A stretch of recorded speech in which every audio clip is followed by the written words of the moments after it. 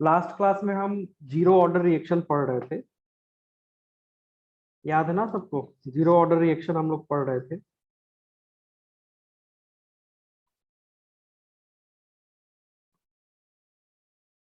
और zero order reaction का rate equation हमने देखा था, कैसे हम जो है उसका रेट लिखते हैं, इंटीग्रेटेड रेट इक्वेशन कैसे लिखते हैं। तो हमने देखा था कि जीरो ऑर्डर के लिए हम कैसे लिखते थे, A naught minus A T is equal to K T. ठीक है, ये इक्वेशन हमने देखा था जीरो ऑर्डर के लिए। और यहीं से हमने टी हाफ भी इसका फाइंड किया था। टी हाफ मतलब हाफ लाइफ टाइम पीरियड। और जो इसका टी हाफ आया था वो आया था ए नॉट बाई 2 के। और इसका हमने टी 3/4 या टी क्वार्टर भी फाइंड आउट किया था, वो आया था 1.5 टी हाफ। ठीक है, तो लास्ट क्लास में इतनी बातें हमने देखी थी और हमने वहां पे ग्राफ भी बनाया था। और ग्राफ में ये देखा था कि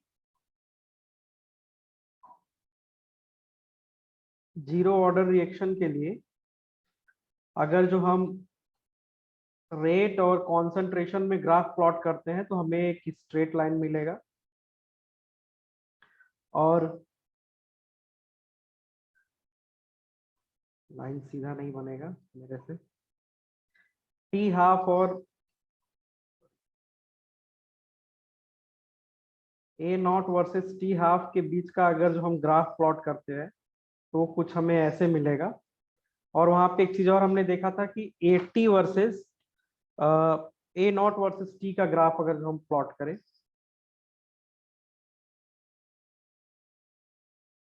यहाँ पे ए नॉट, यहाँ पे टी का ग्राफ प्लॉट करें तो वो कुछ ऐसे मिलेगा। और जहाँ पे इंटरसेप्ट हमारा था वो था ए टी, और जो स्लोप हमारा था वो था के। ठीक है, इतनी सारी बातें हमने लास्ट लेक्चर में देखी थी। तो इससे रिलेटेड कुछ न्यूमेरिकल प्रॉब्लम है जो उस पिछली क्लास में सॉल्व नहीं हो पाए थे। अभी हम ट्राई करेंगे सॉल्व करने का न्यूमेरिकल प्रॉब्लम फर्स्ट पहले।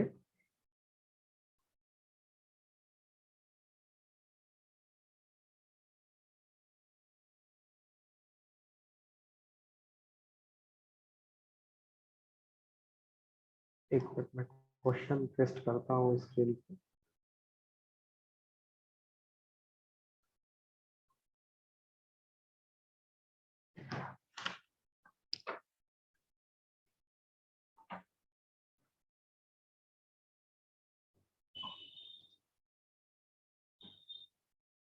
ठीक है, चलिए अभी लिखता हूँ एक क्वेश्चन, फिर उसको अभी मैंने शायद वो नहीं किया है। चलो, कोई सपोज करो कि हमारे पास कोई जीरो ऑर्डर रिएक्शन है और जीरो ऑर्डर रिएक्शन में ए टी वर्सेस टी के बीच में ग्राफ प्लॉट किया गया। ठीक है, और क्वेश्चन बोल रहा है कि इस रिएक्शन का जो स्लोप है वो है -4 और जो इंटरसेप्ट है वो है 0.16। अब calculate T half of the reaction. ठीक है, जीरो ऑर्डर का रिएक्शन है, यहाँ पे हमें स्लोप गिवन है और इंटरसेप्ट गिवन है और ग्राफ प्लॉट किया है ए टी वर्सेस टी के बीच में। तो सबसे पहले तो आपको यही पता रहना चाहिए कि अगर जो ए टी वर्सेस टी के बीच में हम ग्राफ प्लॉट करते हैं जीरो ऑर्डर रिएक्शन के लिए तो वो ग्राफ हमारा कैसा आएगा। ठीक है, तो देखो हमें पता है फॉर जीरो ऑर्डर रिएक्शन अगर जो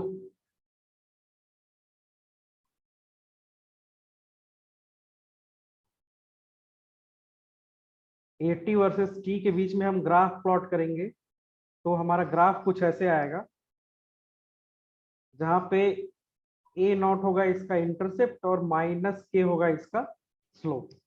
ठीक है, तो देखो स्लोप है कितना तुम्हारा क्वेश्चन में, स्लोप की वैल्यू कितनी गिवन है -4 और इंटरसेप्ट की वैल्यू कितनी गिवन है 0.16। तो स्लोप इज इक्वल्स टू -4 और यहां से स्लोप किसके बराबर है -के। तो यहां से हम लिख सकते हैं ना के इज इक्वल्स टू क्या हो गया 4। ठीक है, और इंटरसेप्ट क्या है 0.16, ये किसके बराबर है ए नॉट के बराबर है। तो यहां से हम लिख सकते हैं कि ए नॉट इज इक्वल टू 0.16। अब क्वेश्चन में क्या पूछा है कि find out the T half, half life time निकालना था। आपको पता है जीरो ऑर्डर रिएक्शन के लिए, अभी मैंने ऊपर बताया यहाँ पे टी हाफ बराबर में क्या होता है ए नॉट डिवाइडेड बाई 2 के। अब आपको सारी वैल्यू पता हो गई है, अब इस वैल्यू को यहाँ पुट कर दीजिए। तो T half is equal to क्या हो जाएगा, ए नॉट की वैल्यू कितनी है 0.16 अपॉन में 2 इंटू 4, या इसी को हम ऐसे लिख सकते हैं 16 इंटू 10⁻⁻1 अपॉन में 8। तो ये क्या हो गया T half is equal to 2 into 10⁻⁻1। अब मान लो सेकेंड में यूनिट है तो इतना सेकेंड या 0.2 सेकेंड। ठीक है, तो ये बात समझ में आई ना। जब कभी भी आपसे स्लोप और इंटरसेप्ट का क्वेश्चन देगा या ग्राफ का क्वेश्चन देगा तो इस तरीके से क्वेश्चन में क्या करेगा, स्लोप की वैल्यू दे देगा आपको, इंटरसेप्ट की वैल्यू दे देगा, और वहां से आपसे कोई भी क्वांटिटी को फाइंड आउट करने को पूछ सकता है। ठीक है, तो एक क्वेश्चन ये रहा, और दूसरा क्वेश्चन हम देखते हैं। काफी अच्छा क्वेश्चन है ये वाला।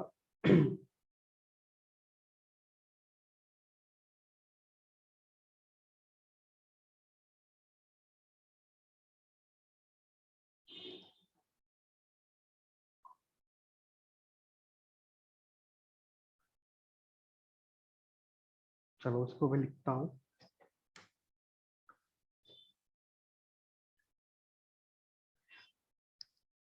आपका क्वेश्चन है कि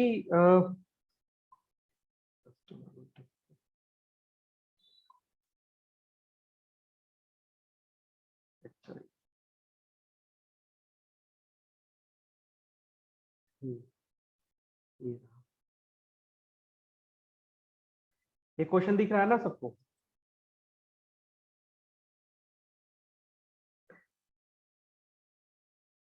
ठीक है, तो कह रहा है at some temperature the rate constant for decomposition of HI on gold surface is 0.08 mole पर सेकेंड इनवर्स। और यहाँ पे लिख दिया कि mole where capital M is equal to molarity.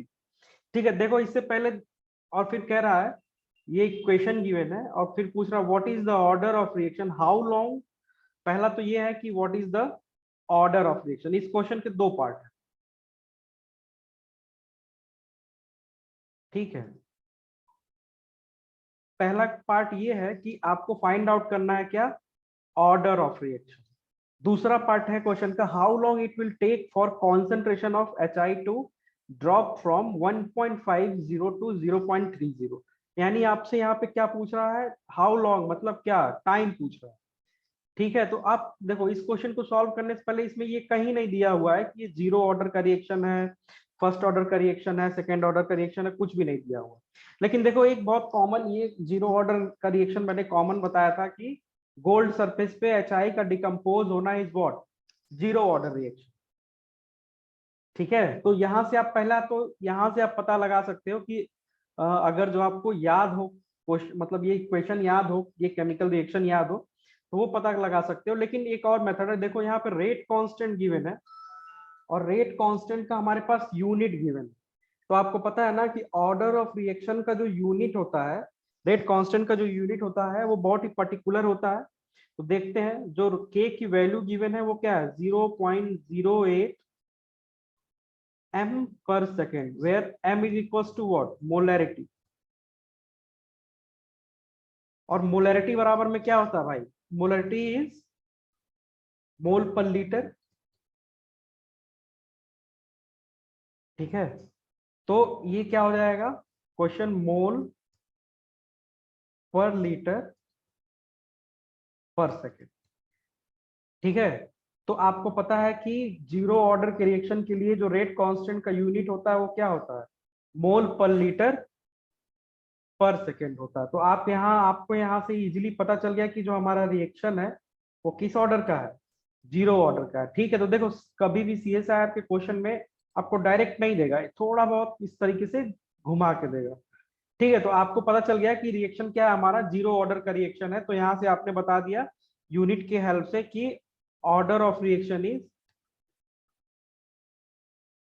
0। अब बोला how long it will take, कितना टाइम लगेगा ड्रॉप फ्रॉम 1.50 टू 0.30। तो इनिशियल कॉन्सेंट्रेशन कितना गिवन है भाई हमारे पास, इनिशियल कॉन्सेंट्रेशन गिवन है 1.50, और कह रहा कहां तक जाना है, कितना ड्रॉप करना है 0.30। तो कितना हमारे पास बचेगा, तो 80 इज इक्वल टू क्या हो जाएगा 1.50 माइनस 0.30। ठीक है, क्योंकि ये इनिशियल गिवन है, ये फाइनल गिवन है, तो कितना बचा हमने ये यहां से फाइंड आउट कर लिया। और आपको पता है कि फॉर फर्स्ट ऑर्डर रिएक्शन,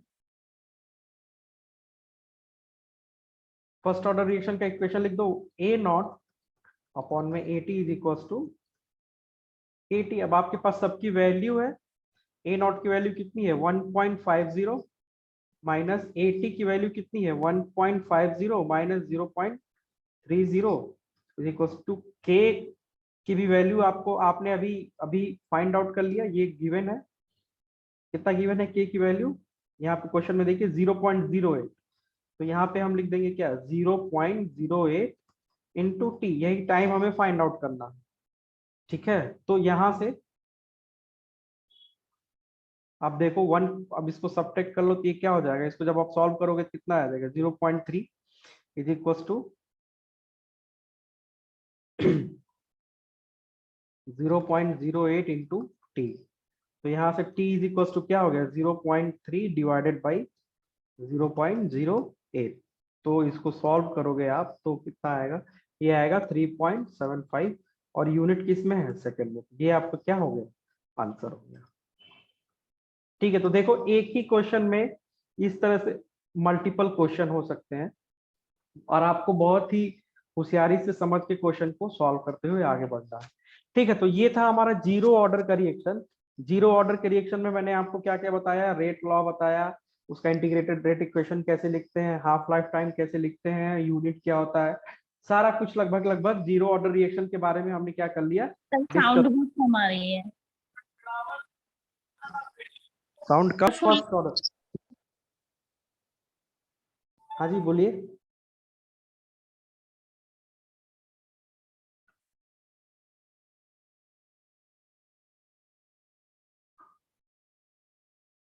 तो फर्स्ट ऑर्डर रिएक्शन क्या होता है, सपोज करो एक जनरल कोई रिएक्टेंट आर है, ये प्रोडक्ट में बन रहा है। तो अगर जो हम कहेंगे ये रिएक्शन फर्स्ट ऑर्डर का है, तो इसका रेट इज इक्वल टू क्या हो जाएगा, आपको पहले ही बता दिया, एक बार फिर से बताता हूँ, concentration raise to the power 1। और ये 1 हमारा क्या रिप्रेजेंट कर रहा है, ऑर्डर ऑफ रिएक्शन। यहाँ पे 1 हमारा क्या है, ऑर्डर ऑफ रिएक्शन।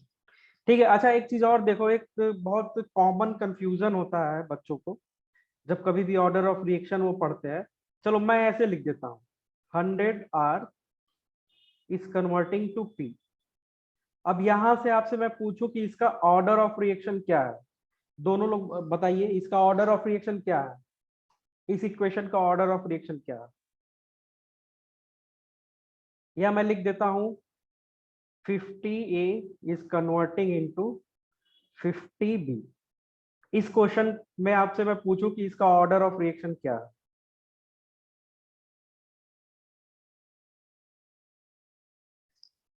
एनीवन? देखो सर फर्स्ट ऑर्डर ये है तो। फर्स्ट ऑर्डर है, कैसे पता, चलो अगर जो मैं यहां से लिख दूं ऐसे 2A is converting to B, अब बताओ। अनीता ने भी बोला फर्स्ट। अच्छा इस इक्वेशन का बताओ, इस इक्वेशन का ऑर्डर ऑफ रिएक्शन क्या होगा, इस वाले इक्वेशन का।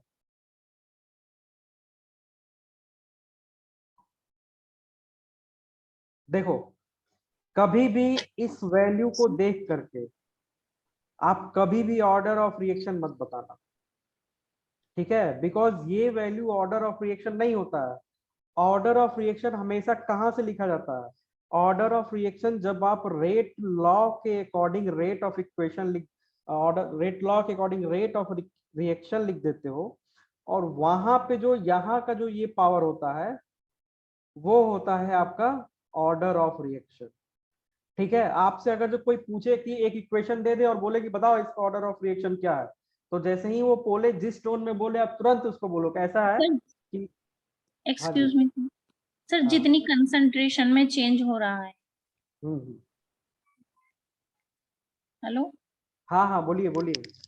सर, रिएक्टेंट की जितनी कंसंट्रेशन में चेंज होगा वो उसकी नहीं नहीं चेंज नहीं, नहीं कंसंट्रेशन। चेंज नहीं, मैंने कहा चेंज नहीं, कॉन्सेंट्रेशन की पावर जो है, हाँ, कंसंट्रेशन की पावर पावर है, हाँ, वो आपका ऑर्डर ऑफ रिएक्शन होगा। ऑर्डर ऑफ रिएक्शन हाँ, होगा। ये तो हमारा क्या है, ये है नंबर ऑफ मोल्स। ठीक है, ये नंबर ऑफ मोल्स है, इसीलिए तो हमें डिफरेंट डिफरेंट और डिफरेंट डिफरेंट मेथड की जरूरत पड़ी। देखो, अगर मैं जो सबसे प्रिमिटिव रेट ऑफ रिएक्शन लिखने का मेथड बताया था सबसे पहला, तो उसके अकॉर्डिंग अगर जो इसका रेट लिखते तो कैसे लिख देते, 1/100, पहले इक्वेशन का मैं लिख रहा हूँ, dr/dt। दूसरे का लिखना होता तो कैसे लिख देते, rate is equals to 1 - 1/50 dA/dt। तीसरे का लिखना होता तो कैसे लिख देते, rate is equals to -1/2 dA/dt। लेकिन यहाँ कहीं पे भी, तीनों इक्वेशन में हमें कहीं पे भी ऑर्डर ऑफ रिएक्शन नहीं पता चलेगा। ठीक है, क्योंकि ऑर्डर ऑफ रिएक्शन पता करने के लिए ये हमेशा ध्यान रखना कि हमारे पास जो है, हमारे पास रेट लॉ के अकॉर्डिंग रेट ऑफ रिएक्शन लिखा होना चाहिए। देखो, इसीलिए हमें रेट लॉ की जरूरत पड़ी, वरना हम यहाँ ये वाला जो इक्वेशन है इसके हेल्प से भी रेट को बहुत इजीली डिफाइन कर दे रहे थे। तो हमें रेट लॉ की क्यों जरूरत पड़ी, इंटीग्रेटेड रेट लॉ की क्यों जरूरत पड़ी, तो इस रेट लॉ में ये प्रिलिमिनरी रेट लिखने का मेथड है, यहाँ पे बहुत सारे कमियां हैं।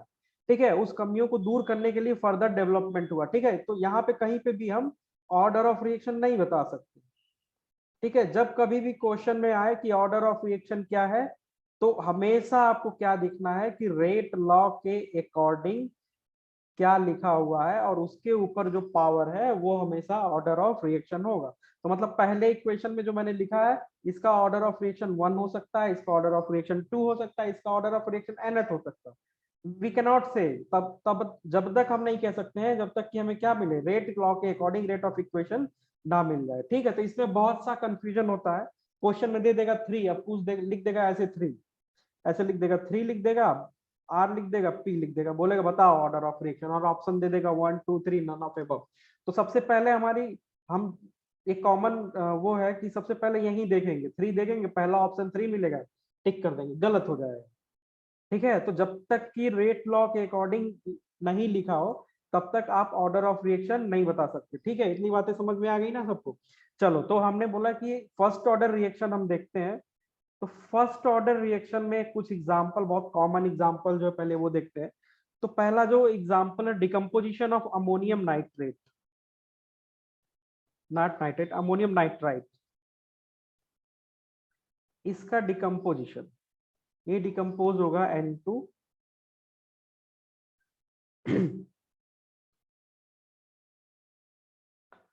प्लस वाटर बनाता है ये, और यहां से जो रेट होता है वो होता है K ऑफ NH4NO2। तो यहाँ पे पावर क्या है, 1, तो इसका ऑर्डर ऑफ रिएक्शन क्या हो गया, 1। ठीक है, एक ये बहुत कॉमन एग्जांपल है। दूसरा एक बहुत कॉमन एग्जांपल है डिकम्पोजिशन ऑफ H2O2। H2O2 का डिकम्पोज करना, तो H2O2 डिकम्पोज करता है वाटर में और half O2। This is also first order reaction. और बहुत ही एक क्लासिकल एग्जांपल और है, 2N2O5 will give 4NO2 plus O2। अब कोई ये क्वेश्चन दे दिया, आपसे पूछेगा ऑर्डर ऑफ रिएक्शन, तो ज्यादातर लोग बोल देंगे नहीं 2 सेकेंड ऑर्डर है, नहीं, गलत हो जाएगा वहां पे। आपको हमेशा क्या देखना है, रेट लॉ इक्वेशन देखना है। तो अगर जो इसका जो देखो, जो रेट होता है वो होता है, ये जो डिकम्पोजिशन है ना, ये डिकम्पोजिशन 2 स्टेप में होता है। मैंने बताया था ना कि हमेशा आपको स्लोवेस्ट स्टेप देखना है। तो first of all N2O5 decompose करेगा NO2 प्लस NO3 में, और ये जो प्रोसेस होता है ये स्लो होता है, और नेक्स्ट N2O5 प्लस NO3 ये आपस में कंबाइन करेंगे और ये बनाएंगे NO2 प्लस O2। ठीक है, तो हमेशा ऑर्डर ऑफ रिएक्शन कहाँ से देखेंगे? Slowest step. स्लोएस्ट स्टेप में क्या है? 1 है, और जो इसका रेट लिख फर्स्ट दिया ऑर्डर। हाँ रेट लिख दिया, तो रेट इज इक्वल टू क्या हो गया? K N2O5, फर्स्ट और यहाँ पे 1 है तो इसका ऑर्डर क्या हो गया? 1 हो गया। ठीक है, तो ये सारे कुछ बहुत ही क्लासिकल एग्जांपल थे फर्स्ट ऑर्डर रिएक्शन के। अब हम क्या करते हैं, जैसे जीरो ऑर्डर रिएक्शन के लिए इंटीग्रेटेड रेट लॉ लिखे थे, वैसे फर्स्ट ऑर्डर के लिए भी इंटीग्रेटेड रेट लॉ लिखेंगे। तो चलो कोई एक हाइपोथेटिकल रिएक्शन हम कंसीडर कर लेते हैं। सपोज करो A कन्वर्ट हो रहा है P में, तो यहां से इसका रेट दो तरीके से लिख सकते हैं। पहला माइनस DA बाई DT, ये हो गया इनिशियल रेट मेथड से लिख दिया हमने। और दूसरा कैसे लिख सकते हैं? R is equal to K A to the power N, ये दो दो मेथड से लिख सकते हैं। अब दोनों इक्वेशन के हेल्प से हम कैसे लिख सकते हैं? Minus DA by DT is equal to KA। देखो जीरो ऑर्डर में क्या हो रहा था, इसके पावर जीरो हो जा रहा था तो ये 1 हो जा रहा थी क्वांटिटी, लेकिन यहाँ ऐसा नहीं है। यहाँ पे ये 1 टू द पावर 1 है तो ये जीरो नहीं होगा। अब इस इक्वेशन में हम क्या करते हैं? थोड़ा सा रीअरेंजमेंट करते हैं। वो रीअरेंजमेंट क्या हम करेंगे कि इसको लिख लेंगे DA बाई A, इस A को इधर, इस A को यहाँ लेके आ गए और इस DT को यहाँ लेके, इस DT को यहाँ लेके चले गए, तो ये हो जाएगा माइनस ऑफ KT। ठीक है, तो ये आपके पास आ गया एक डिफरेंशियल रेट इक्वेशन। अब क्या कर दो आप? इसको इंटीग्रेट कर दो। तो इंटीग्रेट आप कर दो DA by A is equal to minus integration of KT। ठीक है, तो अब देखो यहाँ पे हम दो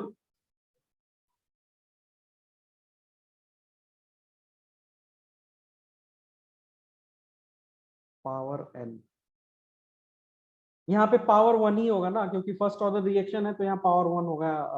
क्वेश्चन आया था, तो एक मिनट यहाँ ब्रैकेट लगा लेते हैं। ठीक है, अब देखो सपोज करो इसी रिएक्शन में जो ये A हमारा P में कन्वर्ट हो रहा था, और जब initial time t is equal to 0 था, तो मान लो इसका कॉन्सेंट्रेशन क्या रहेगा? A0, और इसका कॉन्सेंट्रेशन क्या रहेगा? 0। और time t is equal to t पे थोड़ी देर बाद इस A0 में से x चला गया, तो ये कितना बन जाएगा? x बन जाएगा। और इसी A0 माइनस x को हम क्या बोलते हैं? AT बोलते हैं। ठीक है,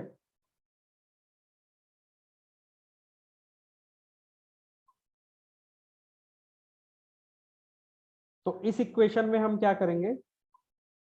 ये वाले में मान लो ये इक्वेशन 3 है, इसमें हम दो लिमिट ले लेते हैं।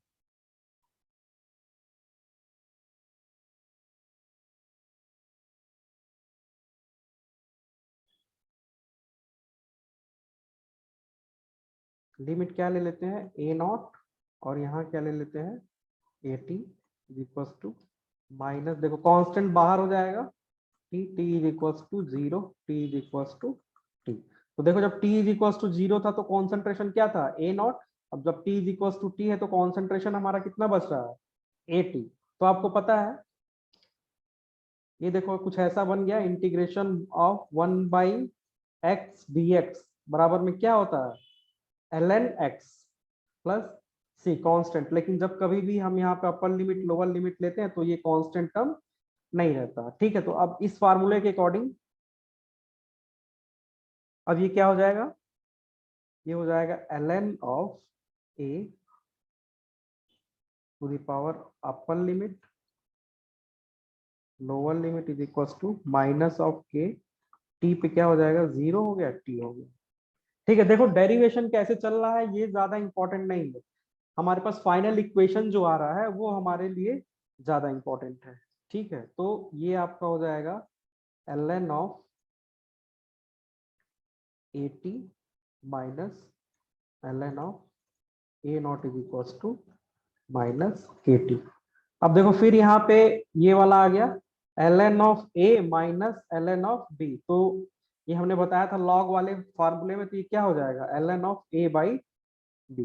तो ये सिमिलर उसी तरीके से आ जाएगा आपका, तो ये हो जाएगा ln of A T divided by A naught is equal to minus of A T. तो ये आपका जो हो गया ये इक्वेशन, ये आपका जो मेन इक्वेशन हो गया।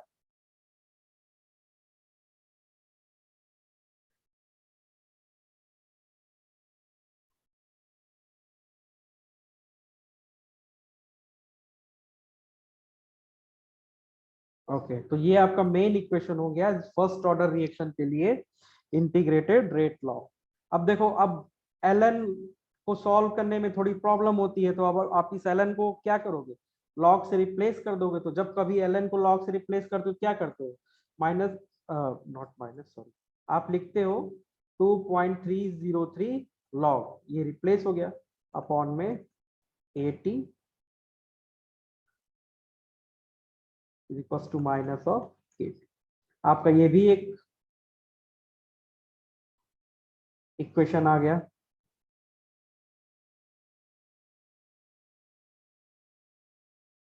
फर्स्ट ऑर्डर के लिए अब आप चाहो तो इसमें थोड़ा और मॉडिफिकेशन कर सकते हो। कैसे कर सकते हो, 2.303 log of A naught divided by 80 is equals to KT। Negative sign हटा दिया। ये जो सारा जितना भी बुक्स है ना, सभी बुक्स में ये कन्वेंशनल जो इक्वेशन है, ये वाली जो इक्वेशन है, यही वाली इक्वेशन आपको हर जगह दिखेगी। और इसी इक्वेशन को हम प्रॉब्लम सॉल्व करने के लिए इसी इक्वेशन को हम यूज करेंगे। ठीक है, कौन सा 2.303 log A naught divided by 80 is equals to KT। तो ये आपका हो गया फर्स्ट ऑर्डर रिएक्शन का इंटीग्रेटेड रेट इक्वेशन। अब यहां से इसका हम क्या निकाल लें, हाफ लाइफ टाइम। तो आपको पहले ही बता चुका हूं हाफ लाइफ टाइम क्या होता है। टी हाफ, वो टाइम जिसमें हमारा जो कॉन्सेंट्रेशन है वो क्या हो जाए, अपने का आधा हो जाए। The time in which the concentration of substrate will reduce into its half, that is called as half life time. तो हाफ लाइफ टाइम, चलो हाफ लाइफ टाइम इसका कैसे फाइंड आउट करेंगे। देखो, जब t is equal to T half होगा, मतलब आधा होगा, तो जो ए नॉट है, जो ए टी है, वो क्या हो जाएगा, ए नॉट बाई टू, इतना बचेगा। अब इसी एटी को, ये एटी को यहाँ क्या कर दो, पुट कर दो, तो आपके पास आ जाएगा 2.303 log of A naught upon में A naught by 2 is equal to K T half. तो ए नॉट से ए नॉट कैंसिल हो जाएगा, आपके पास आ जाएगा 2.303 लॉग ऑफ 2 ऊपर चला गया is equal to K T half. और लॉग 2 की वैल्यू मैंने बोला था याद करने को, 2.303 इंटू 0.3010, ये आपका होता है लॉग 2 की वैल्यू। तो ये किसके बराबर हो जाएगा, के टी हाफ। अब जब आप इसको मल्टीप्लाई कर दोगे तो आपको मिल जाएगा T half is equal to 0.693, और के को आप यहाँ लेके आ जाओ इसके नीचे, तो ये हो जाएगा के। ठीक है, so this is the half life time of first order reaction.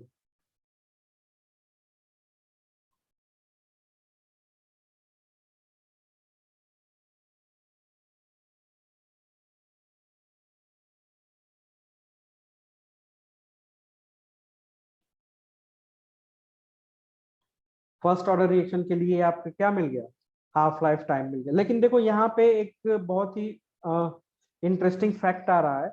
जब हमने फर्स्ट जीरो ऑर्डर का हाफ लाइफ टाइम लिखा था, देखो यहाँ पे जीरो ऑर्डर का जब हाफ लाइफ टाइम लिखा था यहाँ पे, तो देखो यहाँ पे कॉन्सेंट्रेशन टर्म आ रहा था, है ना। मतलब कि हाफ लाइफ टाइम जो है इनिशियल कॉन्सेंट्रेशन पे डायरेक्टली डिपेंड कर रहा था। लेकिन यहाँ पे देखिए जो टी हाफ है वहां पे कॉन्सेंट्रेशन टर्म क्या है, गायब है। यहाँ पे कोई सा भी कॉन्सेंट्रेशन टर्म नहीं है। ठीक है, तो यहाँ से भी देखो क्वेश्चन में ऐसे भी हाफ लाइफ टाइम दे देगा, बोलेगा कि भैया बताइए ये कौन से ऑर्डर का रिएक्शन है। तो आपको पता है कि अगर जो कॉन्सेंट्रेशन टर्म नहीं गिवन है तो वो कौन से ऑर्डर का रिएक्शन हो गया, फर्स्ट ऑर्डर का रिएक्शन हो गया। ठीक है, अब यहीं से हम T3/4 फाइंड आउट कर लेते हैं, या T क्वार्टर फाइंड आउट कर लेते हैं। क्वार्टर मतलब कुछ लोग बहुत और भी समझते थे, यहाँ वो वाले क्वार्टर की बात मैं नहीं कर रहा हूँ। ठीक है, T3/4 की बात कर रहा हूँ। ठीक है, तो चलो T3/4 अगर जो हम लिखेंगे तो A0 माइनस क्या हो जाएगा, 1/4 AT की वैल्यू है ये बराबर हो जाएगा 3/4 A0, जैसे पिछले क्वेश्चन में किया था। अब आपको पता है कि zero order first order reaction के लिए 2.303 लॉग ऑफ A0 AT के जगह हमने क्या लिख दिया, ओ सॉरी, एक ये 3/4 होगा ना, तो ये आपके पास आ जाएगा 1/4 A0 divided by A0 upon में 4 is equal to K T3/4। अब A0 से A0 फिर से कैंसिल आउट हो गया, आपके पास आ गया फिर 2.303 लॉग ऑफ 4 ऊपर चला गया is equal to K T3/4। ठीक है, तो देखो मैंने बोला था ना कि अगर जो log 2 की वैल्यू आपको पता है तो log 4 की भी वैल्यू आप इजीली फाइंड आउट कर सकते हो। कैसे, 2.303 log 4 को आप क्या लिख सकते हो, 2 to the power 2 is equal to K T3/4, या आप T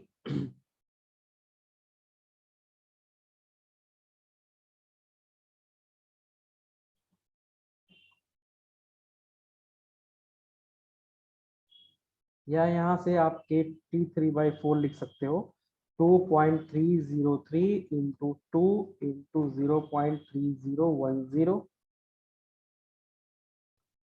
अपॉन में के। तो यहाँ से अब आप इसको मल्टीप्लाई करके देख लो कितना आएगा।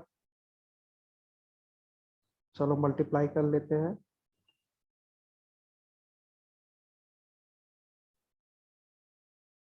ये आ जाएगा 1.38, तो 1.38 अपॉन में के, ये आपको क्या आ गया, T3/4। अच्छा देखो यहाँ से एक चीज और है, अभी हमने टी हाफ फाइंड आउट किया ना, टी हाफ हमने फाइंड आउट क्या किया था इसका, T half is equal to 0.693 K, और T3/4 हमने यहां से निकाला क्या, कि ये वाली वैल्यू। तो देखो 2.303 इंटू 0.030 में अगर जो 0.3010 को आप मल्टीप्लाई कर दोगे तो ये आपके पास आ जाएगा, मल्टीप्लाई करते हैं, 0.693 इंटू 2.303 इंटू 0.3010, ये आपके पास यही वैल्यू आ जाएगी। ठीक है, इन दोनों को आप मल्टीप्लाई करोगे तो ये वैल्यू आ जाएगी। ओके, हाँ अनीता ने भी सही बताया। ठीक है, तो ये आ जाएगा 2 इंटू 0.693 बाई के, और इतने को ही हम, इतने वाले वैल्यू को हम क्या अभी फाइंड आउट किए थे, इसको हम बोलते हैं टी हाफ। तो यहां से मैं बोलूं T3/4 इज इक्वल टू क्या हो जाएगा, तो ये हो जाएगा 2T half. So this is the relation between T3/4 and T half of the reaction.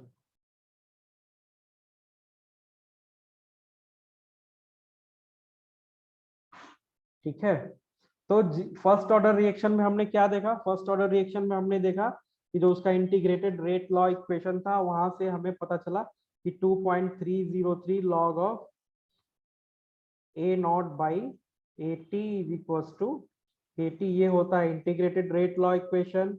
और हमने क्या देखा, और हमने देखा कि टी हाफ जो होता है वो होता है 0.693 बाई के, और हमने क्या देखा, हमने देखा T3/4 जो होता है वो क्या होता है, वो होता है 2 इंटू टी हाफ। ठीक है, तो इतनी सारी बातें हमने फर्स्ट ऑर्डर रिएक्शन के बारे में देख ली। अब हम क्या करते हैं, एक क्वेश्चन सॉल्व करते हैं। क्वेश्चन है कि calculate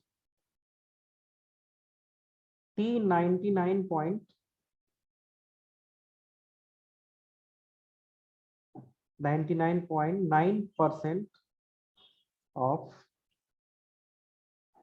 first order reaction. Engineering exam का या जैम वगैरह का ये बहुत ही पेट क्वेश्चन है, काफी बार ये पूछा गया है। ठीक है, तो आपको यहाँ पे क्या फाइंड आउट करना है, T99.9 टाइम्स क्या होता है। ठीक है, तो आपको पता है कि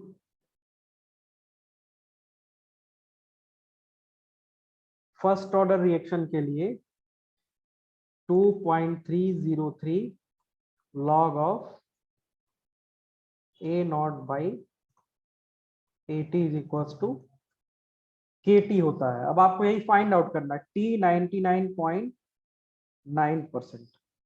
ठीक है, ये वैल्यू आपको फाइंड आउट करनी है। ठीक है, तो अब देखो आप क्या करो,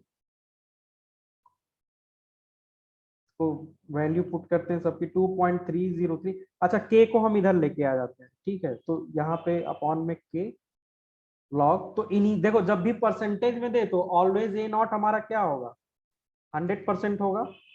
ठीक है, तो यहाँ भी परसेंटेज दिया है तो आपको ए नॉट क्या लेके चलना पड़ेगा, 100% लेके चलना पड़ेगा। मतलब कि जब रिएक्शन शुरू हो रहा होगा तो जो स्टार्टिंग मटेरियल होगा वो कितना आ रहा होगा, 100, और 80 फाइंड आउट करना है तो ये क्या हो जाएगा, 100 माइनस 99.9।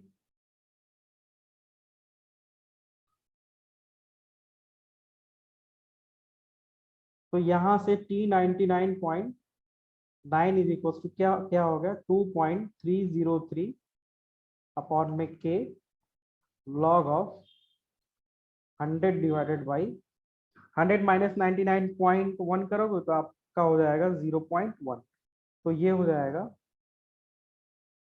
2.303 बाई के इंटू लॉग ऑफ, अच्छा देखो ये ऊपर चला जाएगा तो 10, ये हो जाएगा 1000, या 1000 को हम लिख देंगे 10 टू द पावर 3। अब आप इसको सिंप्लीफाई कर लो, जब आप इसको और सिंप्लीफाई करोगे तो आपको मिल जाएगा 2.303 अपॉन में के।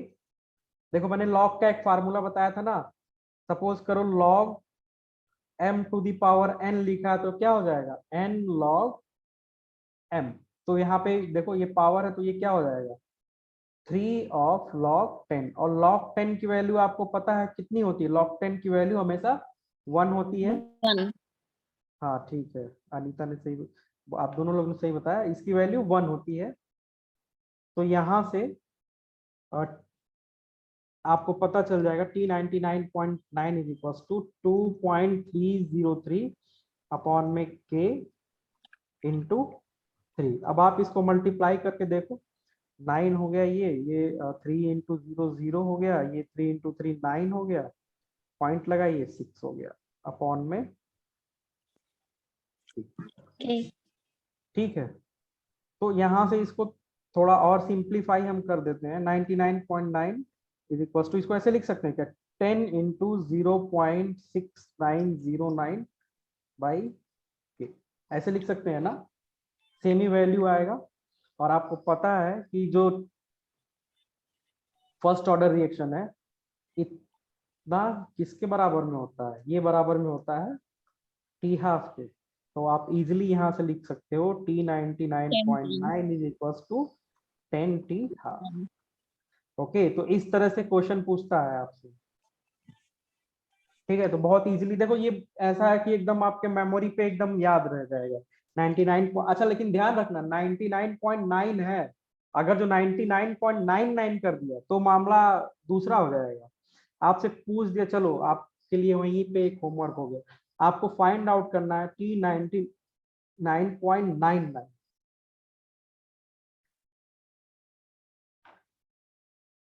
हाँ बताओ अनीता, यहाँ पे कहीं प्रॉब्लम है आपको?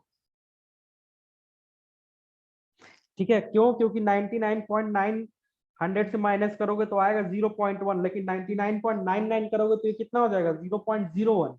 तो वैल्यू यहाँ पे चेंज हो जाएगी। ठीक है, चलो तो उसी तरीके से कुछ और टर्म मैं आपको लिखवा देता हूं जो आपके लिए काफी यूजफुल रहेंगी। T87.5% अगर जो पूछ दिया, ये हो जाएगा 3T½ आपको पता है 2T½ के बारे में पता ही है, या T93.75 पूछ दिया तो ये हो जाएगा 4T½ या T96.87 पूछ दिया, ये सारा परसेंटेज है,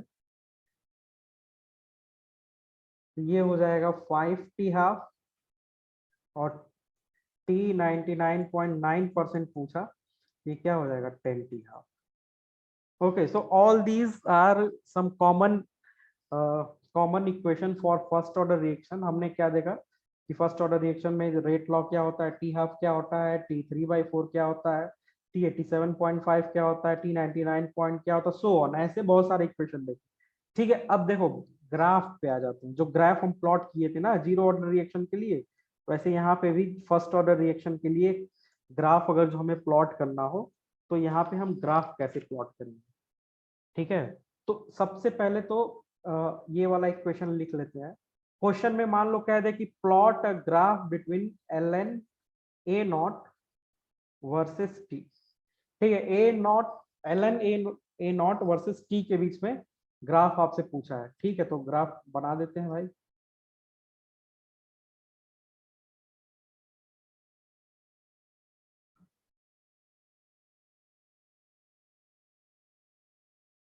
ठीक है, तो देखो इसी को आपको पता है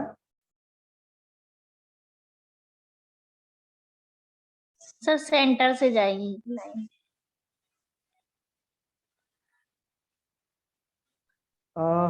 ओके अनीता, इसको फाइंड आउट करना T99.99% क्या है, फिर देखते हैं इसको। ठीक है, मेरे ख्याल से अलग आएगा आंसर।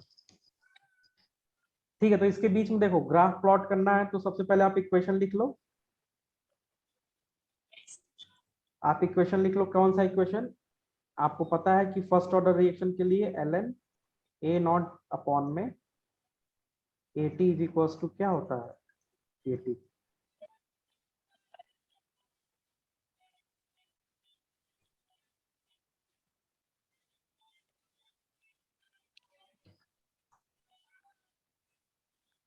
ठीक है, तो अब आप इसको देखो ऐसे लिख सकते हैं ln a0 minus ln of at is equals to kt। क्योंकि ऐसा क्यों लिख रहा हूं मैं? क्योंकि आपको फर्स्ट ऑर्डर अब आप इसको आपको उसके टर्म में लेके आना है, क्या नाम है, y is equals to mx plus c के टर्म में लेके आना, तभी आप स्ट्रेट लाइन ग्राफ प्लॉट कर सकते हो। इसलिए इसको जो हमारे पास जो इक्वेशन है उसको थोड़ा सा मैं मॉडिफाई करता हूँ। ठीक है, तो इसको ऐसे लिख सकते हैं ln of a0 is equals to kt plus ln of at। तो अब आप देखो यहाँ पे y is equals to mx plus c के टर्म में आ गया, तो हम क्या करेंगे,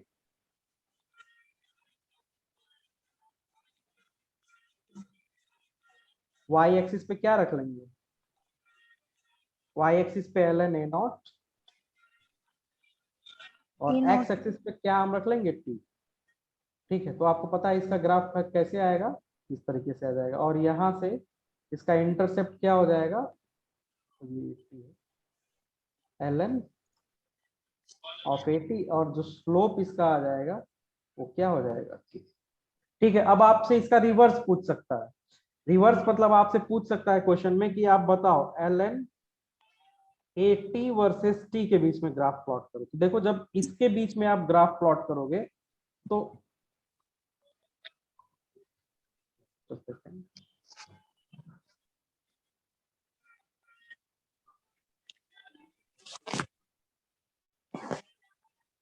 चलो इसी ग्राफ को हम कॉपी कर लेते हैं, इजी होगा हमारे लिए। हाँ, डिक्रीज मतलब उल्टा आएगा।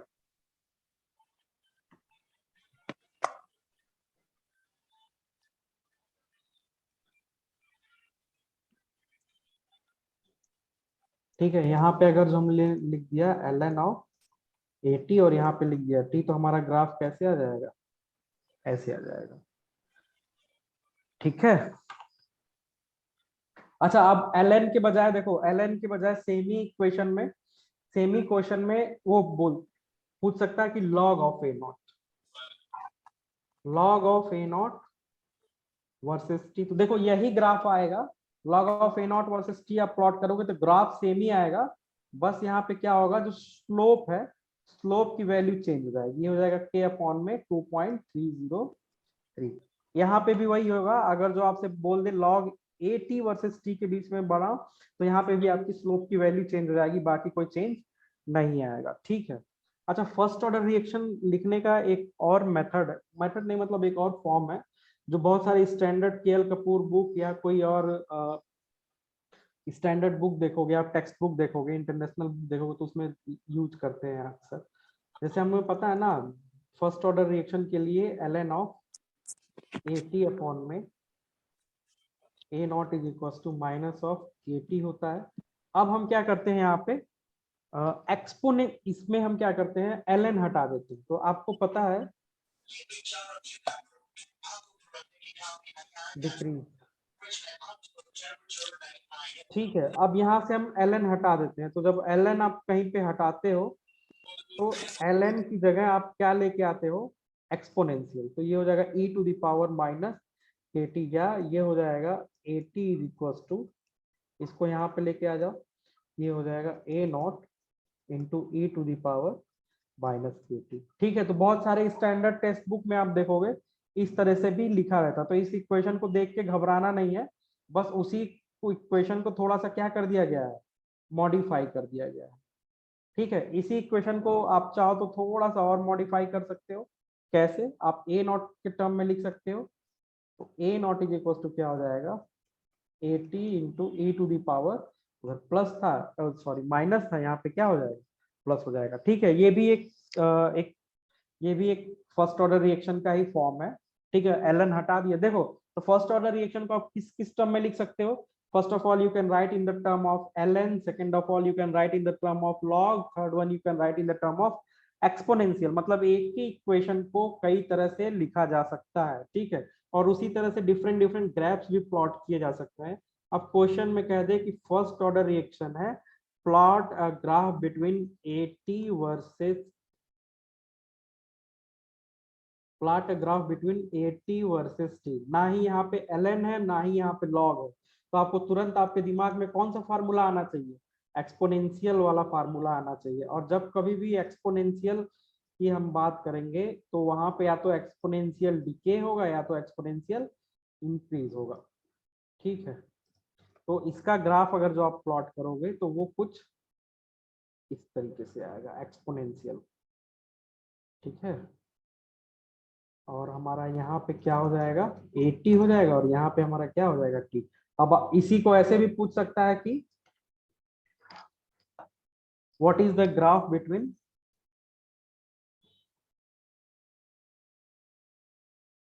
a not versus t। ठीक है। तो इसमें आप जब ग्राफ प्लॉट करोगे, तो यहाँ पे भी आप कहीं पे भी लॉग टर्म नहीं गिवन है, कहीं पे भी ln टर्म नहीं गिवन है, तो ऑटोमेटिकली ये किस टर्म में है, ये आपके ln एक्सपोनेंशियल टर्म में है। तो यहाँ पे वो कुछ इस तरीके से एक्सपोनेंशियली ग्रो करेगा। अच्छा, सबको पता है ना एक्सपोनेंशियल ग्रोथ क्या होता है, व्हाट इज एक्सपोनेंशियल ग्रोथ। देखो, एक्सपोनेंशियल मतलब होता है वेरी स्टीप, बहुत फास्ट। इसको एक सिंपल एग्जांपल के थ्रू हम समझते हैं। सपोज करो कि अनीता ने कोई बिजनेस स्टार्ट किया, और अपना बिजनेस क्या किया, 10,000 से मान लो स्टार्ट किया, तो उसे एक दिन में 10,000 का प्रॉफिट हुआ, दूसरे दिन में उसको 20,000 का प्रॉफिट हुआ, तीसरे दिन में उसको 30, चौथे दिन में उसको 40। इस तरीके से जैसे नंबर ऑफ डेज बढ़ते जा रहे हैं, first day, second day, third day, fourth day, तो इसमें अगर जो आप ग्राफ अगर जो प्लॉट करोगे, तो आपका जो ग्राफ आएगा,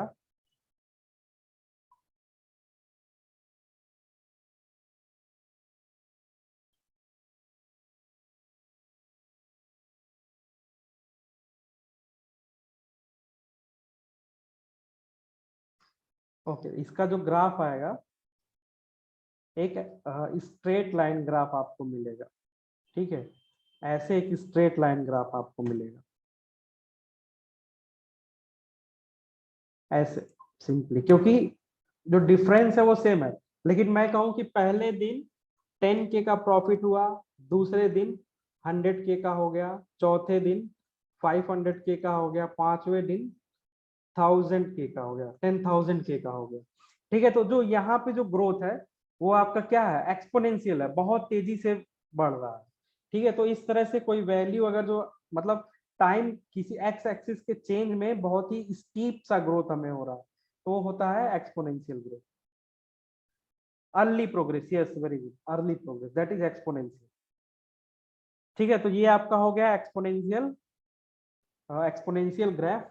अब आपसे सपोज करो क्वेश्चन में पूछ दे कि T half versus A not के बीच में आप ग्राफ प्लॉट करो, तो आपको पता है कि फर्स्ट ऑर्डर रिएक्शन में T half is equal to क्या होता है, 0.693 बाई के। तो देखो ए टर्म कहीं पे आ ही नहीं रहा, तो जब कभी भी आप यहाँ पे आप ग्राफ प्लॉट करोगे,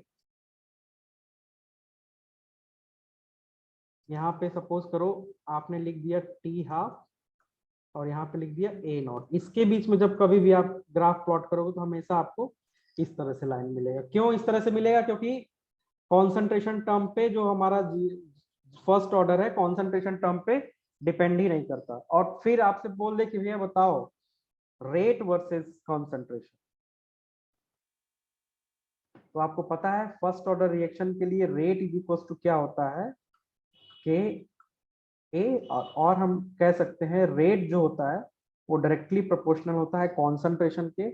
तो यहाँ से अगर जो आप ग्राफ प्लॉट करोगे इसका, तो आपको कैसा ग्राफ मिलेगा, बिल्कुल इस तरीके का ग्राफ मिलेगा। इधर आप रेट ले लो, इधर आप ये ले लो, ठीक है। तो ये हमारा हो गया फर्स्ट ऑर्डर रिएक्शन के ग्राफ। इससे ज्यादा CSIR या किसी भी एग्जाम में आपको इससे ज्यादा नहीं पूछ सकता है। अगर जो इससे ज्यादा पूछता है तो आपका बैड लक होगा, ठीक है। इससे ज्यादा वो कभी नहीं पूछेगा CSIR या किसी भी एग्जाम में, कॉम्पिटेटिव एग्जाम में। तो ये था हमारा फर्स्ट ऑर्डर रिएक्शन। तो फर्स्ट ऑर्डर रिएक्शन में हमने क्या किया, फर्स्ट ऑर्डर रिएक्शन में हमने उसका इंटीग्रेटेड रेट लॉ इक्वेशन निकाला, उसका टी हाफ निकाला,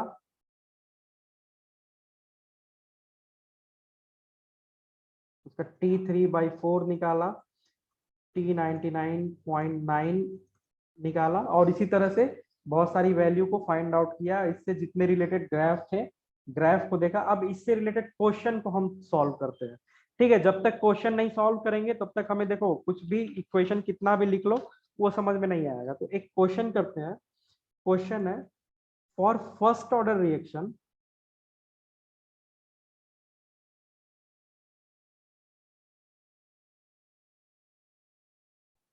%, completed in 10 minutes. Calculate time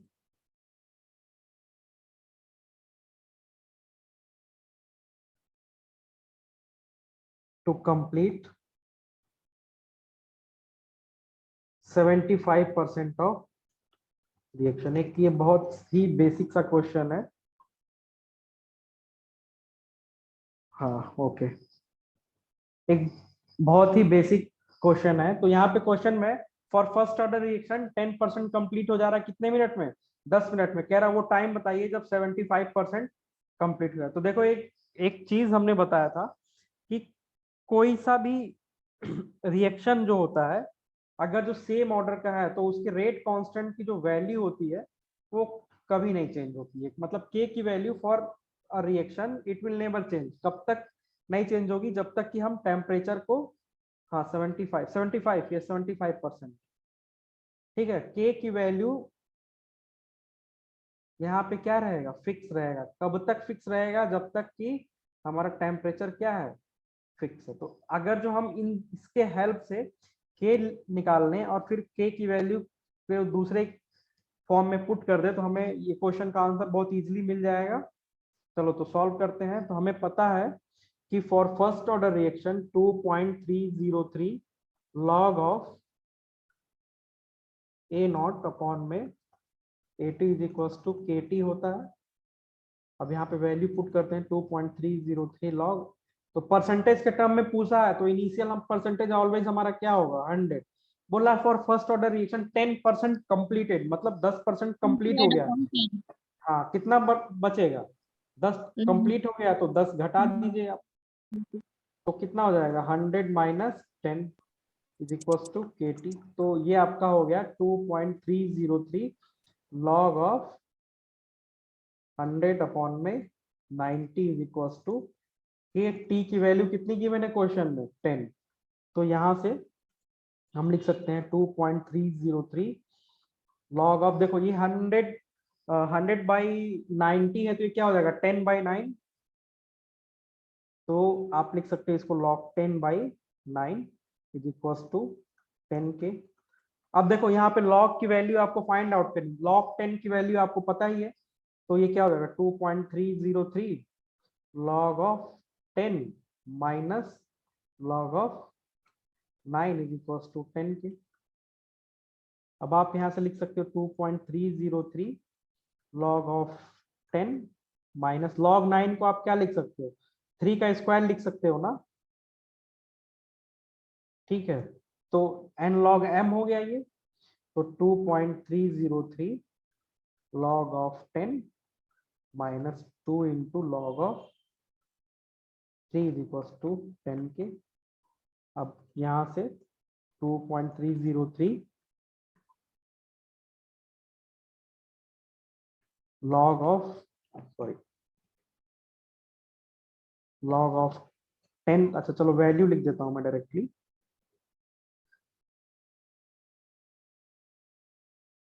log 10 की वैल्यू क्या हो जाएगी 1, और log 3 की वैल्यू कितना मैंने बताया था आपको, याद है किसी को 0.477, ये हो जाएगा इंटू 2 और माइनस आप कर दीजिए 1, तो आपके पास आ जाएगा 0.045। ओवरऑल वैल्यू आ जाएगी इंटू 0.045 इक्वल्स टू 10 के, या के की वैल्यू आपके पास आ जाएगी 2.3। कहीं कैलकुलेशन में अगर सपोज करो कैलकुलेट करने में मेरे से कोई मिस्टेक हो रहा होगा तो आप लोग उसको करेक्ट कर लेना, इतना मेच्योर इनफ तो आप लोग हो ही, ये मत बोलना कि सर जी तो आज गलत पढ़ा के चले गए।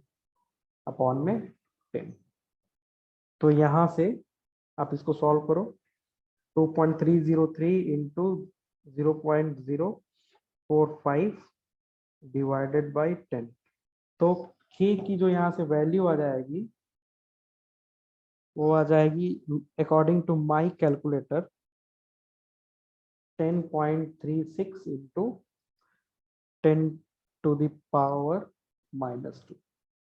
ठीक है, अगर जो आपका वैल्यू डिफरेंट है तो कोई बात नहीं, उस वैल्यू को लेकर सॉल्व करना।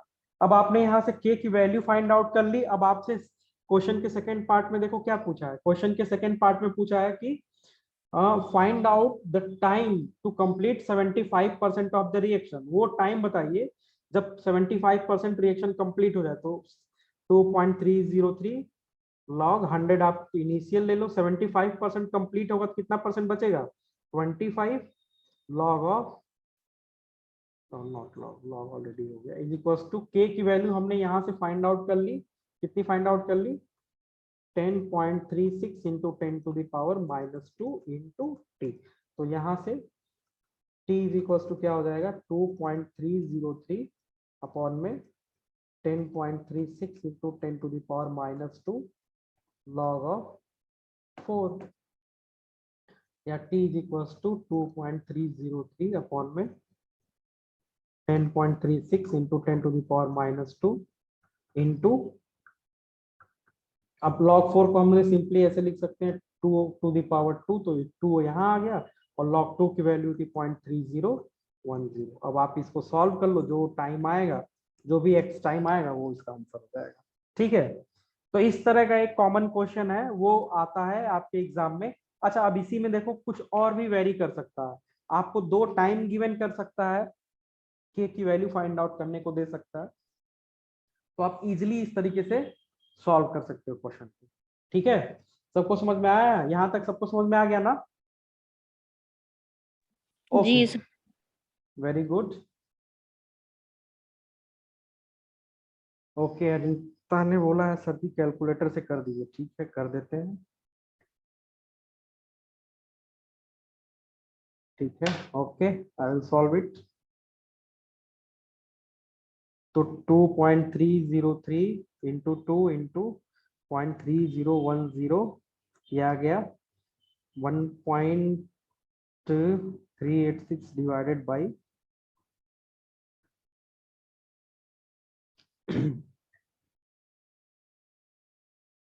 200 डिवाइडेड बाई 10.36, ये आपका रहेगा 13.38। T is equals to 13.38 second inverse या आवर इनवर्स या minute inverse, what ever it. ठीक है, तो ये हो गया आपका first order reaction. First order reaction में हमने ग्राफ वगैरह देख लिया, कैसे प्लॉट कर कैसे प्लॉट करते हैं, सब कुछ हमने देख लिया। अब हम पढ़ेंगे, देखो एक इंपॉर्टेंट बात,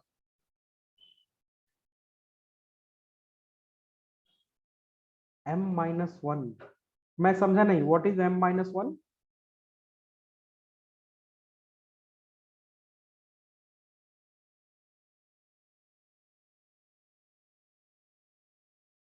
अच्छा, मिनट इनवर्स, ओके चलो ठीक है, okay what ever it is.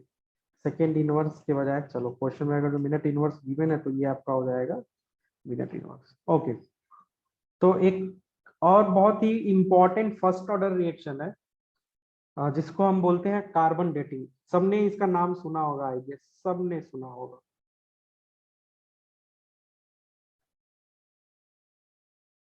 Carbon dating, देखो कार्बन डेटिंग के हेल्प से हम क्या फाइंड आउट करते हैं कि कोई भी ऑर्गेनिक कंटेनिंग कंपाउंड या कोई भी ऑर्गेनिक कंटेनिंग चीज कितनी पुरानी है। मतलब कार्बन डेटिंग से हम बेसिकली क्या फाइंड आउट कर सकते हैं, एज। कोई लकड़ी है कहीं फेंका हुआ है, आपको पता करना है भाई ये लकड़ी या ये पेड़ कितना साल पुराना है, तो हम क्या कर लेंगे, उसका कार्बन डेटिंग कर लेंगे, हमें पता चल जाएगा। या कहीं पे कोई ओके, ताजमहल के नीचे करने की डिमांड है, हाँ वहां पे करके पता लगा सकते हैं कि कितना पुराना है हमारा ताजमहल, वाकई में शाहजहां ने बनवाया था कि किसी और ने बनवाया था। ओके, एज फाइंड आउट कर सकते हैं, या रॉक, कोई रॉक अगर जो है, तो कार्बन डेटिंग रॉक डेटिंग मतलब बोथ आर ऑलमोस्ट सेम, तो रॉक का कितना एज है वो फाइंड आउट कर सकते हैं। कोई बॉडी अगर जो कोई मम्मी है या ह्यूमन बॉडी है उसका कितना एज है, डायनासोर है उसका कितना एज है, मतलब बेसिकली हम क्या कर सकते हैं, इसके हेल्प से एज फाइंड आउट करते हैं। ठीक है, तो अब बात यह आती है भैया कार्बन डेटिंग के हेल्प से कैसे एज फाइंड आउट कर सकते हैं। तो देखो आपको पता है कार्बन के बहुत सारे आइसोटोप होते हैं। कार्बन का पहला आइसोटोप होता है C12, दूसरा आइसोटोप होता है C13, तीसरा आइसोटोप होता है C14। ठीक है, तो जो इसका तीनों आइसोटोप है ना, वो तीनों ही अपने आप में बहुत मेजर रोल प्ले करता है। तो वर्ल्ड का सबसे मोस्ट स्टेबल आइसोटोप कोई है तो वो आपका C12 है।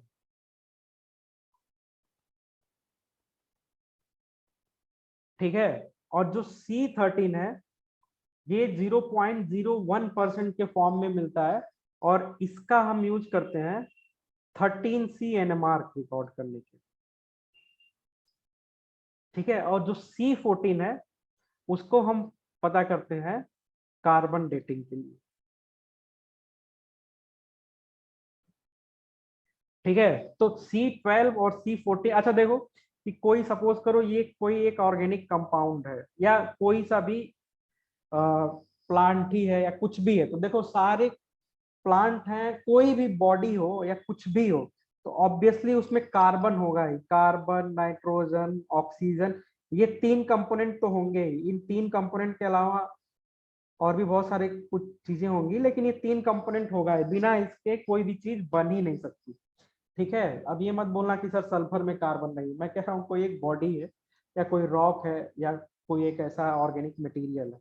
तो देखो जब कभी भी कोई मटेरियल है तो उसमें C12 और C13 और C14 का जो रेशियो रहेगा वो फिक्स रहेगा। अब बात ये आती है कि भैया हम कार्बन ही क्यों लेते हैं, नाइट्रोजन का भी तो 2 होता है, नाइट्रोजन 14 होता है, नाइट्रोजन 15 होता है। ऑक्सीजन का भी तो ऑक्सीजन ऑक्सीजन 12, ऑक्सीजन कितना होता है 14 ना। हाँ ऑक्सीजन 14 होता है, ऑक्सीजन 13 होता है। इस तरह से बहुत सारे। सी के आइसोट्रोपिक रेडियोफिलिक है कि इलेक्ट्रोफिलिक? सी के आइसोट्रोप रेडियोफिलिक है कि इलेक्ट्रोफिलिक? रेडियोफिलिक इलेक्ट्रोफिलिक का कंसेप्ट यहाँ पे नहीं आएगा। रेडियोफिलिक इलेक्ट्रोफिलिक मतलब क्या? इलेक्ट्रोफिलिक मतलब इलेक्ट्रोफिलिक सेंटर। तो जब तक कि किसी कंपाउंड में नहीं रहेगा हम ये नहीं बता सकते कि इलेक्ट्रोफिलिक है कि इलेक्ट्रोफिलिक है कि न्यूक्लियोफिलिक है। रेडियोफिलिक मतलब कि रेडियो एक्टिविटी शो करते हैं कि नहीं। तो तीनों के तीनों आइसोटोप हमारे क्या होते हैं? रेडियो एक्टिविटी शो करते हैं। ठीक है। तो अब देखो बात ये आती है कि हमारे बॉडी में एक्चुअली में ये C12 और C13 या C4, just give me a minute.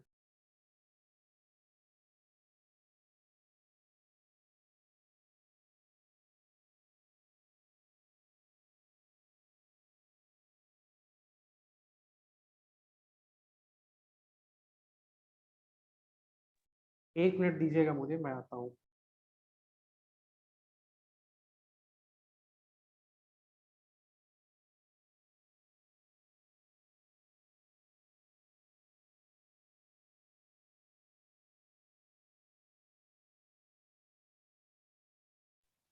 Hello hello Anita. हाँ जी मैडम। हेलो। सर ठीक है। तो देखो कार्बन 13, कार्बन 14 या कार्बन 13, 12, 14 जो भी है, 12, 13, 14 ये आता है हमारे पास है नाइट्रोजन से। क्योंकि हमारे एटमॉस्फेयर में 17% क्या है? 70%, सॉरी नॉट 17%, 70% क्या है? नाइट्रोजन है। और नाइट्रोजन का जो स्टेबल आइसोटोप है वो नाइट्रोजन 14, 7 है। ठीक है। अब क्या होगा? अब ये एक न्यूट्रॉन के साथ रिएक्ट करेगा। अब आप पूछोगे न्यूट्रॉन कहाँ से आएगा? तो न्यूट्रॉन एटमॉस्फेयर में बहुत सारे सोलर रिएक्शन होते हैं, वहां से न्यूट्रॉन बनते हैं। अब ये आपका बनाएगा carbon 14 isotope plus 1 hydrogen isotope. तो इस ये सारा रिएक्शन हम डिटेल में पढ़ेंगे जब रेडियो एक्टिविटी पढ़ेंगे तब। ठीक है। अब देखो प्लांट क्या करेगा। अब ये आ गया प्लांट इस C14 को लेगा और C12 को लेगा और ऑक्सीजन के साथ मिला करके बनाएगा CO2। नॉट प्लांट, सॉरी, ये रिएक्शन एटमॉस्फेयर में होगा, इसके बाद वाला प्लांट में होगा। तो यहाँ पे जो आएगा C14 भी रहेगा, 12 भी रहेगा, C14 6 प्लस CO2 C12 6। तो ये दोनों बना।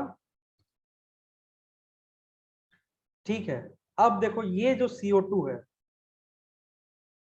अब प्लांट क्या करेगा? इस CO2 को एब्जॉर्ब करेगा और फोटोसिंथेसिस करेगा। और फोटोसिंथेसिस करने के बाद अल्टीमेटली हमें जो ग्लूकोज मिलेगा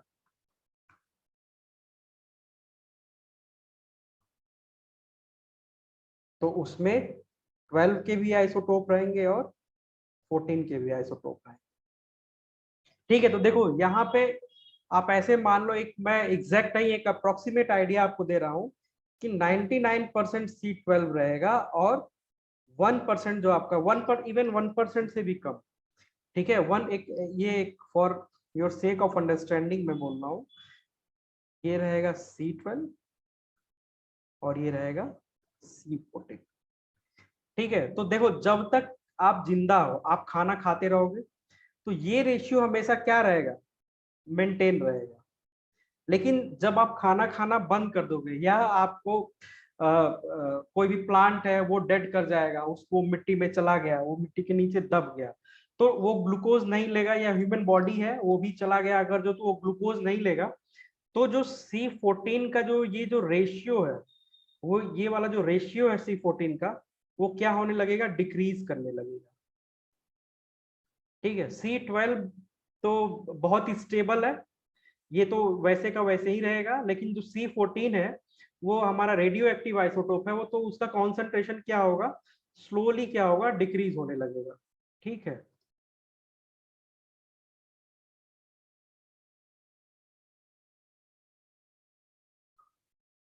किलोमीटर। ओके, अनीता आप क्या बोल रही, मैं समझ नहीं पाया।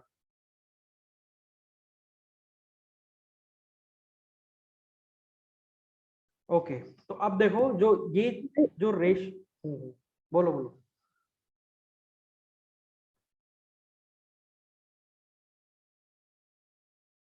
ठीक है, तो ये रेशियो क्या हो जाएगा, डिस्टर्ब हो जाएगा। तो वहां से क्या करेंगे हम, C14 और C12 के रेशियो के हेल्प से हम क्या कर सकते हैं, फाइंड आउट कर सकते हैं। तो एक्सपेरिमेंटली ये देखा गया कि जितने भी रेडियो एक्टिव डीके है फॉलोज फर्स्ट ऑर्डर रिएक्शन।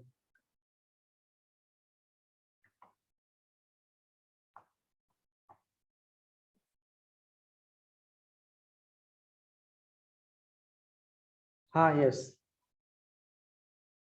14 से कम होगा। ठीक है, तो जितने भी रेडियो एक्टिव डीके हैं फर्स्ट ऑर्डर रिएक्शन फॉलो करते हैं। तो अब क्या, उसी इक्वेशन को थोड़ा रेडियोलॉजिस्ट ने क्या किया, मॉडिफाई कर दिया। के की जगह पे, जहां हम के लेते थे फर्स्ट ऑर्डर में, उसकी जगह उन्होंने लिया lambda is equal to 2.303 by T log of A naught A T की जगह उन्होंने लिया N naught by N T. तो जब कभी भी आपसे रेडियो एक्टिविटी का क्वेश्चन पूछे तो ऑलवेज आप क्या फॉलो करो, ये वाली इक्वेशन फॉलो करो। देखो ये भी फर्स्ट ऑर्डर का ही इक्वेशन है, लेकिन बस थोड़ा सा मॉडिफिकेशन है। के की जगह क्या ले लिया है, लेमडा ले लिया है, ए नॉट की जगह एन नॉट ले लिया है, और ए टी की जगह क्या ले लिया है, एन टी ले लिया, बाकी सारी चीजें सेम। ठीक है, और एन नॉट क्या है यहाँ पे, N naught is the amount of C14 in living species, और NT यहाँ पे क्या है, amount of C14 dead body. और लेम टी जो है इसको हम बोलते हैं टाइम या एज, और जो लैम्डा है इसको बोलते हैं रेडियो एक्टिविटी कांस्टेंट।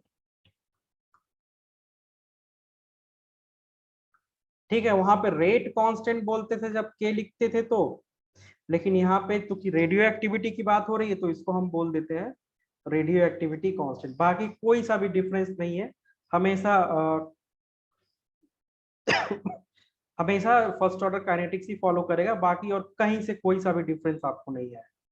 ठीक है, तो इससे रिलेटेड एक क्वेश्चन सॉल्व कर लेते हैं तो ज्यादा क्लियर हो जाएगा। क्वेश्चन है कि in a fresh sample of organic compound, कोई ऑर्गेनिक कंपाउंड है,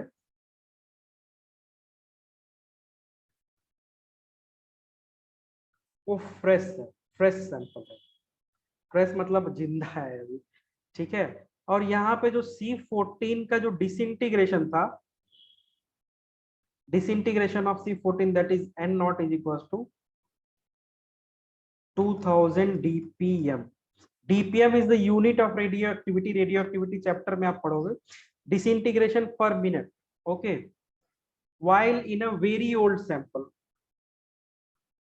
सेमी कंपाउंड है लेकिन ये बहुत पुराना है, बहुत पुराना, वहां पे जो एंटी मिला वो मिला 1000 dpm। अब आपसे पूछेगा कि find out the age of sample, age of sample, और यहाँ पे टी हाफ क्या हो जाएगा 5700 ईयर। देखो ये जो टी हाफ है 5700 ईयर, ये C14 का टी हाफ है, मतलब हाफ लाइफ टाइम किसका, C14 का है ये। ठीक है, तो ये टी हाफ कभी बदलेगा नहीं, टी हाफ की वैल्यू हमेशा फिक्स रहेगी। ठीक है, तो देखो आपको पता है कि टी हाफ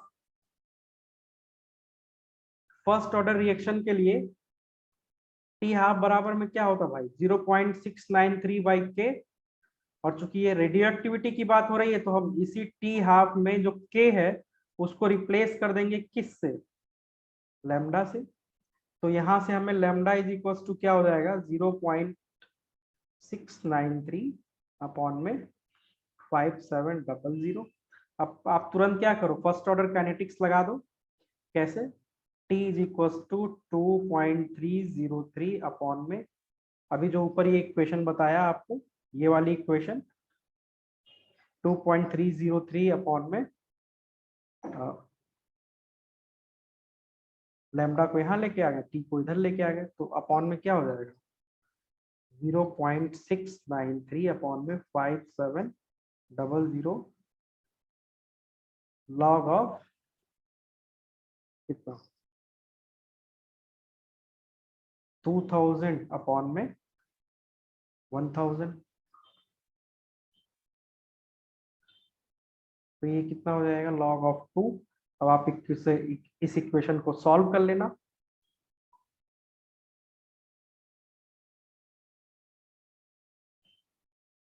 हाँ केमिक ये फर्स्ट ऑर्डर काइनेटिक्स फॉलो करता है ना, तो ये हम ऑलवेज हम क्या करेंगे, फर्स्ट ऑर्डर रिएक्शन के इक्वेशन को यूज करेंगे। ओके, तो आप इसको जब सॉल्व करोगे तो t इज इक्वल टू क्या आ जाएगा 2.303 इंटू 5700 इंटू 0.3010 अपॉन में 0.69 और t इज इक्वल टू, चलो सॉल्व कर लेते हैं इसको। 2.303 into 5700 into 0.3010 divided by 0.693। Okay, तो इसको जब सॉल्व करोगे तो ये आ जाएगा 5701.66 ईयर ओल्ड।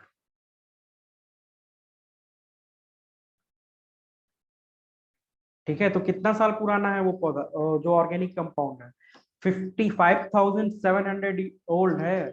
ठीक है, तो इस तरह से आप क्या कर सकते हो, कार्बन डेटिंग के हेल्प से आप बहुत ही इजीली फाइंड आउट कर सकते हो कि कोई भी ह्यूमन बॉडी या कोई भी प्लांट या कोई भी ऑर्गेनिक मटेरियल कितना पुराना है। ठीक है, और जैसे कार्बन डेटिंग होता है उसी का भाई है रॉक डेटिंग।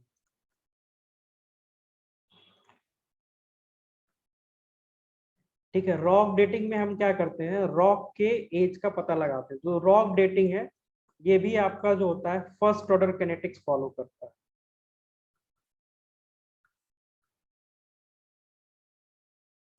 ठीक है, तो इसका भी क्वेश्चन मैं लिख देता हूं, तो उसका t इज इक्वल टू होता है 2.303 by lambda log of,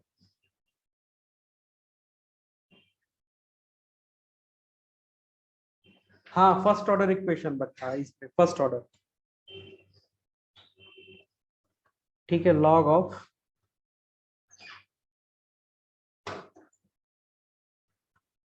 NU plus NPV divided by NU। अब देखो यहाँ पे NU NPV क्या है, देखो जो U है ना वो है यूरेनियम। तो जितने भी रॉक होते हैं उसमें बहुत ही स्मॉल क्वांटिटी में यूरेनियम पाया ही जाता है, और जो पीबी है वो क्या है, लेड। तो एक्चुअली में होता क्या है, जो यूरेनियम होता है ना, यूरेनियम का ये वाला आइसोटोप 238/92, ये वाला आइसोटोप क्या करता है, अल्फा और बीटा डीके के हेल्प से बनाता है लेड। लेड का 206 अपॉन में 82। तो इसके वजह से हम ये, मैं पूरे इक्वेशन को नहीं डिराइव कर रहा हूँ, सिंपली वो इक्वेशन लिख रहा हूँ जिसके हेल्प से आप क्वेश्चन फाइंड आउट कर सकते हो, क्वेश्चन सॉल्व कर सकते हो। तो जब कभी भी रॉक डेटिंग आपसे पूछे तो आप ऑलवेज क्या करना, इस इक्वेशन को यूज करना। ठीक है, तो आपका ये हो गया रॉक डेटिंग। आपका ये हो गया कार्बन डेटिंग। तो रॉक डेटिंग से भी रिलेटेड एक क्वेश्चन जल्दी से फटाफट कर लेते हैं। तो क्वेश्चन है calculate the age of rock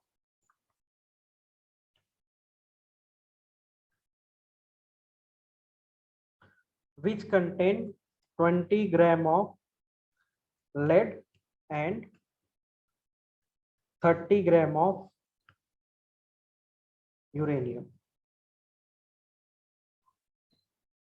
back. Okay, हाँ बताओ। हाँ yes, uranium is radio active element, तभी तो ये कन्वर्ट हो रहा है। यूरेनियम रेडियो एक्टिव है, तभी तो ये लेड में कन्वर्ट हो रहा है स्लोली। ठीक है, देखो हमारे एटमॉस्फेयर में, हमारे वातावरण में और रॉक्स वगैरह में बहुत जगह बहुत सारे रेडियो एक्टिव एलिमेंट है, लेकिन वो इतनी कम मात्रा में होते हैं, उनका क्वांटिटी इतना कम होता है कि वो हार्मफुल नहीं होते हैं। इसीलिए जब कभी भी न्यूक्लियर रिएक्टर यूज करते हैं तो हम बोलते हैं कि इनरिच्ड यूरेनियम यूज कर रहे हैं या इनरिच्ड पोलोनियम यूज कर रहे हैं। हम क्या करते हैं कि वहां से यूरेनियम को एक्सट्रैक्ट करके बहुत ज्यादा क्वांटिटी में कर लेते हैं। ठीक है, तो इसी इनरिचमेंट प्रोसेस को यूएस क्या करता है, सब कंट्री पे बैन लगाता है कि भाई कोई यूरेनियम को इनरिच ना कर पाए। ठीक है, तो कहीं भी कोई सा भी रॉक वगैरह बहुत सारे रेडियो एक्टिव एलिमेंट वगैरह प्रेजेंट होते हैं। ऑल राइट, तो क्वेश्चन है कैलकुलेट एज ऑफ रॉक 20 ग्राम जिसमें लेड है और 30 ग्राम यूरेनियम है, और यहाँ पे यूरेनियम का जो टी हाफ है वो है 4.5 इंटू 10⁹ ईयर। ठीक है, तो देखो अच्छा एक बात बताओ, एक क्वेश्चन मैं आप लोगों से करता हूं। हमारे पास 100 ग्राम यूरेनियम है और हमारे पास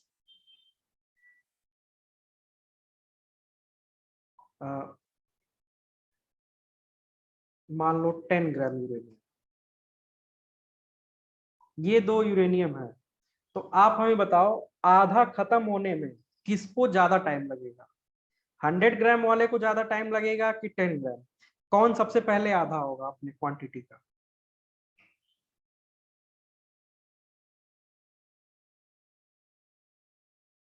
ओके, अनीता ने बोला 10। Okay, anyone else?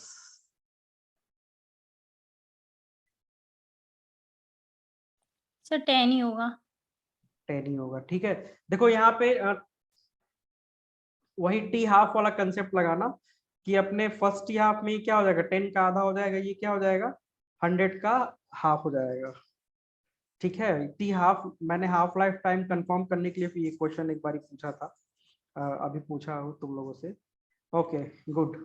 तो देखो फिर वही इक्वेशन फिर से T इज इक्वल टू क्या हो जाएगा 2.303 अपॉन में। आप सबसे पहले क्या करोगे, यहाँ पे फर्स्ट ऑर्डर का रिएक्शन है तो सबसे पहले आप क्या कर लो, टी हाफ के हेल्प से लैम्डा फाइंड आउट कर लो। तो lambda is equal to 0.693 by T half मतलब ओके